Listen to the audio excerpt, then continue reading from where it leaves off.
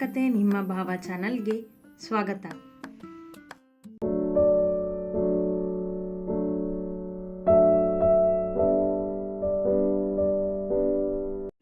ಇತ್ತ ಮನೆಗೆ ಬಂದು ದಿಂಬಿಗೆ ತಲೆ ಇಟ್ಟವಳ ಮನ ಮಾತ್ರ ನಿದ್ದೆಗೆ ಜಾರುವಂತಿರಲಿಲ್ಲ. ಅವಳ ಒದ್ದಾಟಕ್ಕೆ ಉತ್ತರ ಬೇಕಿತ್ತವಳಿಗೆ. ಎಂದೂ ಈ ಬಗೆಯ ಸಂಕಟಕ್ಕೆ ಒಳಗಾದವಳಲ್ಲ ಹುಡುಗಿ. ಕಾಲೇಜಿನಲ್ಲಿದ್ದಾಗಲೂ ಪ್ರೀತಿಯ ಭಾವಕ್ಕೆ ಸಿಲುಕಿದವಳಲ್ಲ. ಆದರೆ ಭಾರ್ಗವನ ಮದುವೆಯ ವಿಷಯ ತನಗೆ ಇಷ್ಟೊಂದು ಸಂಕಟ ಕೊಡುತ್ತಿರುವುದಾದರೂ ಏಕೆಂದು ಅರಿಯಲೇಬೇಕಿತ್ತು. ರಾತ್ರಿಯ ಪ್ರಶಾಂತತೆಯಲ್ಲಿ ತನ್ನ ಮನದ ಜೊತೆ ಮಾತಿಗಿಳಿದಳು. ಅವನು ಮದುವೆಗೆ ಒಪ್ಕೊಂಡ್ರೆ ನೀನು ಯಾಕೆ ಇಷ್ಟೊಂದು ಸಂಕಟ ಪಡ್ತಿದ್ದೀಯಾ ಪೂರ್ಣ? ಸ್ವಪ್ನ ಜೊತೆ ಅವನನ್ನು ನೋಡಿ ನಿನಗ್ಯಾಕೆ ಬೇಜಾರಾಗಬೇಕು? ಭಾರ್ಗವನಿಗೂ ನಿನಗೂ ಇರೋ ಸಂಬಂಧ ಆದರೂ ಏನು ನೀನು ಇಷ್ಟೊಂದು ಸಂಕಟ ಪಡೋದಕ್ಕೆ? ಅವನು ನಿನಗೆ ಸ್ನೇಹಿತನ, ಸಂಬಂಧಿನ ಅಥವಾ ವೈರಿನ? ಇಲ್ವಲ್ಲ, ಅವನಿಗೂ ನಿನಗೂ ಯಾವ ಸಂಬಂಧನೂ ಇಲ್ಲ. ಅಷ್ಟಕ್ಕೂ ಅವನಿಗೆ ನಿನ್ನನ್ನು ಕಂಡ್ರೇ ಆಗೋದಿಲ್ಲ. ಆದರೆ ಅವನಿಗೋಸ್ಕರ ನಿನ್ನ ಮನಸ್ಸು ಒದ್ದಾಡೋದು ಯಾಕೆ? ಅವನ ಮೇಲೆ ಏನಾದರೂ ಭಾವನೆಗಳು ಹುಟ್ಟಿದೆಯಾ? ನೇರವಾಗಿ ಪ್ರಶ್ನಿಸಿತು ಅವಳ ಮನ. ಅಂದರೆ ಭಾರ್ಗವ್ ಮೇಲೆ ನಿನಗೆ ಪ್ರೀತಿ ಏನಾದರೂ? ಇಲ್ಲ, ಆ ಥರ ಏನಿಲ್ಲ ಎಂದುಕೊಂಡವಳು ಮಗ್ಗಲು ಬದಲಿಸಿದಳು. ಮತ್ತೆ ಒದ್ದಾಡ್ತಿರೋದು ಯಾಕೆ ನೀನು? ಭಾರ್ಗವ್ ಮದುವೆ ವಿಷಯ ನಿನ್ನ ನಿದ್ದೆ ಕೆಡಿಸಿರೋದು ಯಾಕೆ?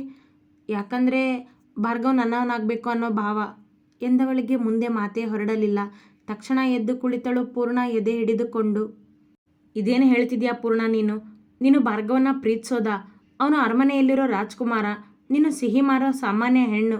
ಅವನಿಗೆ ನೀನು ಎಲ್ಲಿಂದ ಎಲ್ಲಿ ಯೋಚನೆ ಮಾಡ್ತಿದ್ಯಾ ಪೂರ್ಣ? ಅವನು ನಿನಗೆ ನಿಲುಕದ ನಕ್ಷತ್ರ ಎಂದಿತು ಮನ. ಹೌದು, ನಾನು ಯಾಕೆ ಅವನಿಗೋಸ್ಕರ ಇಷ್ಟೊಂದು ಚಡ್ಪಡಿಸಿದ್ದೀನಿ? ನನ್ನ ಮನಸ್ಸು ಯಾಕೆ ಅವನನ್ನು ನೋಡಬೇಕು ಅಂತ ಒದ್ದಾಡುತ್ತೆ? ಅವನು ಮದುವೆ ಆಗೋ ಹುಡುಗಿನ ನೋಡಿದ್ರೆ ನನಗೆ ಯಾಕೆ ಕೋಪ ಬರುತ್ತೆ?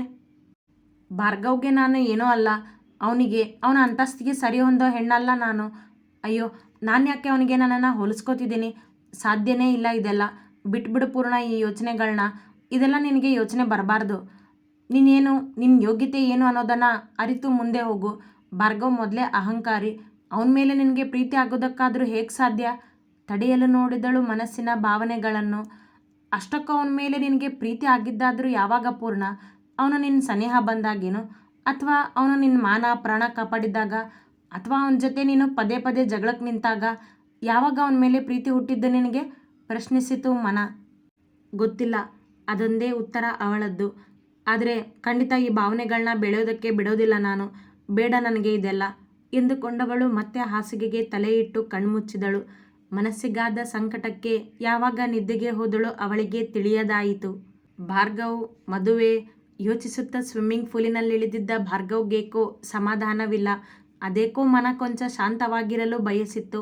ಹಾಗಾಗಿ ಎಲ್ಲರೂ ಮಲಗಿದ ನಂತರ ಈಜಲು ಬಂದಿದ್ದನವ. ಇದ್ದಕ್ಕಿದ್ದಂತೆ ಸ್ವಪ್ನ ತನ್ನ ಜೀವನದ ಒಂದು ಭಾಗವಾಗಲು ಬಂದಿದ್ದು ಅವನಿಗಿನ್ನೂ ಒಪ್ಪದ ಮಾತಾಗಿತ್ತು. ಹಾಗೆಂದು ಶರಾವತಿಯವರ ವಿರುದ್ಧ ಹೋಗುವನಲ್ಲ ಅವ. ನನ್ನಿಂದ ಒಂದು ಹೆಣ್ಣಿನ ಜೀವ ಹೋಗಿದೆ ಅಂತ ಅದೆಷ್ಟು ಸುಲಭವಾಗಿ ನಿರ್ಧರಿಸ್ಬಿಟ್ರಿ ಅಮ್ಮ ನೀವು ಎಂದುಕೊಂಡವ ರೂಢಿಯಂತೆ ಕೈಯಲ್ಲಿದ್ದ ವಿಸ್ಕಿ ತುಂಬಿದ್ದ ಗ್ಲಾಸ್ ಖಾಲಿ ಮಾಡಿದ. ಇನ್ನು ಸ್ವಪ್ನ, ಇವಳು ಈ ಭಾರ್ಗವನ ಜೊತೆ ಐ ಡೋಂಟ್ ನೋ ಎಂದವನಿಗೆ ಬಂದಿದ್ದನ್ನು ಒಪ್ಪಿ ನಡೆದುಕೊಂಡು ಹೋಗುವ ಗುಣ. ಅವ ಮೊದಲಿಂದಲೂ ಯಾವುದಕ್ಕೂ ಹೆಚ್ಚು ತಲೆ ಕೆಡಿಸಿಕೊಂಡವನಲ್ಲವಲ್ಲ. ಅವನ ತಾಯಿಯ ಹೊರತಾಗಿ, ಅದರಲ್ಲೂ ಅವರು ಅವನ ಮೇಲೆ ಕೋಪ ಹೊತ್ತಾಗಿನಿಂದ ಅವ ಅವರ ಪ್ರೀತಿ ಪಡೆಯಲು ಏನು ಬೇಕಾದರೂ ಮಾಡುವವ. ಭಾರ್ಗವ್, ನನಗೆ ನಿನ್ನ ಮೇಲಿನ ಕೋಪ ಕಡಿಮೆ ಆಗುತ್ತೆ. ನೀನು ಇವ್ರು ಕೊಲೆ ಮಾಡಿ ಬಾ ಎಂದು ಶರಾವತಿ ಹೇಳಿದರೆ ಅದಕ್ಕೂ ಸಿದ್ಧನವ. ಹಾಗಾಗಿಯೇ ಅವರು ತೋರಿಸಿದ್ದ ಹುಡುಗಿಗೆ ತಾಳಿ ಕಟ್ಟಲು ಒಪ್ಪಿದ್ದ. ಬಹುಶಃ ಶರಾವತಿ ಪೂರ್ಣಳನ್ನೇ ಆಯ್ಕೆ ಮಾಡಿದ್ದರೆ ಅದಕ್ಕೂ ಒಪ್ಪುತ್ತಿದ್ದ ಅವ.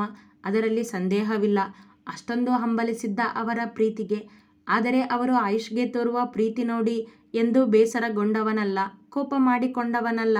ಯಾಕೆಂದರೆ ತಾನು ಮಾಡಿದ್ದ ತಪ್ಪಿಗೋ ಸರಿಗೋ ಅವರಿಗೆ ತನ್ನ ಮೇಲೆ ಕೋಪ ಇದೆ ಎಂದು ಗೊತ್ತವನಿಗೆ.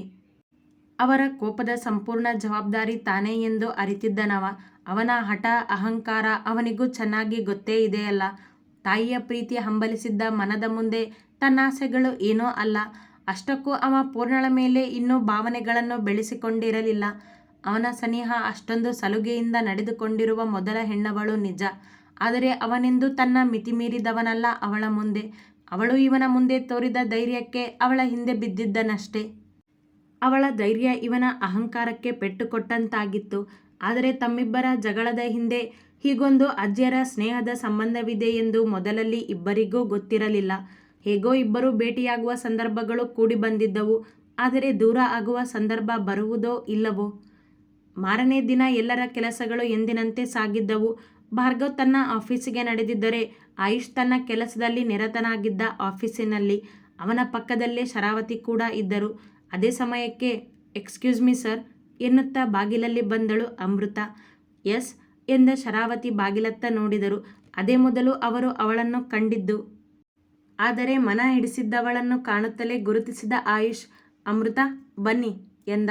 ಅವನ ಮನ ಸಂತಸಗೊಂಡಿತು ಅವಳನ್ನು ಕಾಣುತ್ತಲೇ. ಶರಾವತಿ ಸುಮ್ಮನೆ ಅವಳತ್ತ ನೋಡಿದರು. ಮುಂದೆ ಬಂದು ನಿಂತಳು ಅಮೃತ. ಕುತ್ಕೊಳ್ಳಿ ಅಮೃತ ಎಂದು ಚೇರ್ ತೋರಿಸಿದ ಆಯುಷ್ ಶರಾವತಿಯವರತ್ತ ತಿರುಗಿ, ಅಮ್ಮ ಶೀ ಈಸ್ ಅಮೃತ, ಹೀಗೆ ಪರಿಚಯ ಆಗಿದ್ದಾರೆ ಎಂದ. ನಮಸ್ತೆ ಮೇಡಮ್ ಎಂದ ಅಮೃತ ಅವರ ಮುಂದಿದ್ದ ಚೇರಿನಲ್ಲಿ ಕುಳಿತಳು. ಹೌದಾ ಅಮೃತ, ನೈಸ್ ನೇಮ್ ಎಂದರು. ಥ್ಯಾಂಕ್ ಯು ಮೇಡಮ್ ಎಂದಳು. ಅಮ್ಮ ಅವರು ಜಾಬ್ ಸರ್ಚ್ ಮಾಡ್ತಿದ್ದಾರೆ, ಅವ್ರಿಗೆ ನಮ್ಮ ಕಂಪ್ನಿಯಲ್ಲಿ ಎಂದು ಮಾತನಾಡುತ್ತಿದ್ದ ಆಯುಷ್ನನ್ನು ಅರ್ಧಕ್ಕೆ ತಡೆದ ಅಮೃತ, ಬೇಡ ಸರ್, ನನಗೆ ಜಾಬ್ ಸಿಕ್ಕಿದೆ. ಅವತ್ತು ನೀವು ನನ್ನನ್ನು ಕಾಪಾಡಿದ ದಿನ ನನಗೆ ಇಂಟರ್ವ್ಯೂ ಇದೆ ಅಂತ ಹೇಳಿದ್ನಲ್ಲ, ಅದೇ ಕಂಪ್ನಿಯಲ್ಲಿ ನನಗೆ ಜಾಬ್ ಸಿಕ್ತು. ನಿಮಗೆ ಥ್ಯಾಂಕ್ಸ್ ಹೇಳಿ ಸ್ವೀಟ್ ಕೊಟ್ಟು ಹೋಗೋಣ ಅಂತ ಬಂದಿದ್ದೆ ಎಂದವಳು ಕೈಯಲ್ಲಿದ್ದ ಸ್ವೀಟ್ ಬಾಕ್ಸ್ ಅವನತ್ತ ಚಾಚಿದಳು.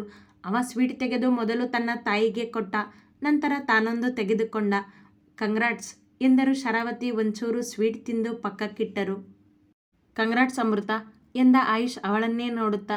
ಅವನ ಮೊಗ ಅವಳನ್ನು ಕಂಡಿದ್ದಕ್ಕೆ ಕೆಂಪೇರಿತ್ತು. ಕೊಂಚ ನಾಚಿಕೆಯೂ ಆವರಿಸಿತ್ತು. Sir, if you don't mind, ನನ್ನ ಜೊತೆ ಕಾಫಿ ಕುಡಿಯೋಕೆ ಬರ್ತೀರಾ? ಅವತ್ತು ನೀವು ನನ್ನ ಜೀವ ಉಳಿಸಿದ್ದಕ್ಕೆ ಇದು ನನ್ನ ಕಡೆಯಿಂದ ಸಣ್ಣ ಟ್ರೀಟ್ ಅಂದ್ಕೊಳ್ಳಿ ಕಣ್ಣು ಕಿರಿದು ಮಾಡಿ ಕೇಳಿದಳು. ಆಯುಷ್ ಶರಾವತಿಯವರತ್ತ ನೋಡಿದ. ಅವನ ನೋಟ ಅರಿತ ಹುಡುಗಿ, ಮೇಡಮ್ನು ಕರ್ಕೊಂಡು ಬನ್ನಿ ಪರವಾಗಿಲ್ಲ ಎಂದಳು. ನೋ ಇಟ್ಸ್ ಓಕೆ, ನೀವಿಬ್ಬರು ಹೋಗಿ ಬನ್ನಿ ಎಂದರು ಶರಾವತಿ. ಅವರೆಂದು ಇಂತಹ ಚಿಕ್ಕ ವಿಷಯಗಳಿಗೆ ಮಕ್ಕಳನ್ನು ತಡೆದವರಲ್ಲ. ಆದರೆ ತಪ್ಪು ಕಂಡು ಬಂದರೆ ಸುಮ್ಮನಿರುವವರಲ್ಲ. ಇಟ್ಸ್ ಓಕೆ ಅಮೃತ, ಇನ್ನೊಂದ್ಸರಿ ಹೋಗೋಣ ಯಾವತ್ತಾದರೂ ಎಂದ ಆಯುಷ್ ನಿರಾಕರಿಸಿದ. ಶರಾವತಿಯವರು ಜೊತೆ ಇರುವಾಗ ಅವರನ್ನು ಬಿಟ್ಟು ಇವ ನಿನ್ನೆ ಮೊನ್ನೆ ಪರಿಚಯ ಆದ ಹುಡುಗಿಯ ಹಿಂದೆ ಹೋಗುವುದೇ ಸಾಧ್ಯವಿಲ್ಲ. ಅವನ ಗುಣವೂ ಅಲ್ಲ ಅದು. ಪರವಾಗಿಲ್ಲ ಅಯ್ಯೋ, ಹೋಗ್ಬಾ ನೀನು, ನನಗೇನು ಬೇಸರ ಇಲ್ಲ ಎಂದರು ಶರಾವತಿ. ಅವನ ಸೌಮ್ಯ ಗುಣ ಗೊತ್ತವರಿಗೆ. ಆದರೂ ನಾನು ಹೋಗೋದಿಲ್ಲ ಅಮ್ಮ, ನಿನ್ನನ್ನು ಬಿಟ್ಟು ನಿನ್ನ ಮುಂದೆನೇ ನಾನು ಎದ್ದು ಹೋಗೋದು ಸಾಧ್ಯ ಇಲ್ಲ ಅವರನ್ನು ನೋಡಿ ಎಂದವ ಅಮೃತಾಳನ್ನು ನೋಡುತ್ತಾ. ಸಾರಿ ಅಮೃತ, ಇನ್ನೊಂದು ಸರಿ ಹೋಗೋಣ ಕಾಫಿಗೆ ಎಂದ. ಒಂದು ಕಾಫಿ ವಿಷಯಕ್ಕೆ ಇಷ್ಟೊಂದು ಚರ್ಚೆ ಯಾಕೆ, 3 ಇಲ್ಲೇ ಕಾಫಿ ಕುಡಿಯೋಣ ಎಂದ ಶರಾವತಿ ಕಾಫಿ ತರಲು ಹೇಳಿದರು. ಕಾಫಿ ಬರುವುದರೊಳಗೆ ಅಮೃತ ತನಗೆ ಪರಿಚಯ ಆಗಿದ್ದನ್ನು ಆಯುಷ್ ಶರಾವತಿಯವರಿಗೆ ಹೇಳಿದ. ಥ್ಯಾಂಕ್ ಯು ಮೇಡಮ್, ಇಷ್ಟೊಂದು ದೊಡ್ಡ ಕಂಪ್ನಿಯಲ್ಲಿ ನಿಮ್ಮ ಮುಂದೆ ಕೂತ್ಕೊಂಡು ಕಾಫಿ ಕುಡಿತೀನಿ ಅಂತ ನಾನು ಅಂದ್ಕೊಂಡಿರಲಿಲ್ಲ. ಆ್ಯಂಡ್ ನೀವು ಸೋ ಕೈಂಡ್ ಹಾರ್ಟೆಡ್ ಎಂದಳು ಗೌರವದಿಂದ. ಅವರು ನಗು ನೀಡಿದರಷ್ಟೇ. ಕೆಲಸ ಹೇಗಿದೆ ಅಮೃತ, ಹೊಸ ಕೆಲಸ ಕೇಳಿದ ಆಯುಷ್. ನೈಸ್ ಸರ್, ಈಗ ತಾನೇ ಸೇರ್ಕೊಂಡಿದ್ದೀನಿ ಕಂಪ್ನಿಗೆ, ಹೋಗ್ತಾ ಹೋಗ್ತಾ ನೋಡಬೇಕು ಎಂದಳು. ಮೂವರು ಕಾಫಿ ಕುಡಿಯುತ್ತಾ ಮಾತನಾಡಿದರು. ಅಮೃತಳ ಬಗ್ಗೆ ವಿಚಾರಿಸಿದಾಗ ಅವಳು ತನ್ನ ಅನಾಥಾಶ್ರಮದ ಬಗ್ಗೆ ತಿಳಿಸಿದಳು. ಕಾಫಿ ಕುಡಿದು ಎದ್ದು ನಿಂತ ಅಮೃತ, ಬರ್ತೀನಿ ಸರ್, ಬರ್ತೀನಿ ಮೇಡಮ್ ಎಂದಳು. Okay, nice to meet you ಎಂದ ಆಯುಷ್. ಅವಳತ್ತ ಆಯುಷ್ಗಿದ್ದ ಒಲವನ್ನು ಗುರುತಿಸಿದರು ಶರಾವತಿ ಆ ಕ್ಷಣ. ಆದರೆ ಪ್ರಶ್ನೆ ಮಾಡಲಿಲ್ಲ. ಅತಿ ಹೆಚ್ಚಿನ ಕಥೆಗಳಿಗಾಗಿ ಹಿಂಬಾಲಿಸಿ ಪ್ರತಿಲಿಪಿ ಆ್ಯಪ್ನಲ್ಲಿ ಪ್ರತಿಮಾ SH ಅವರನ್ನು.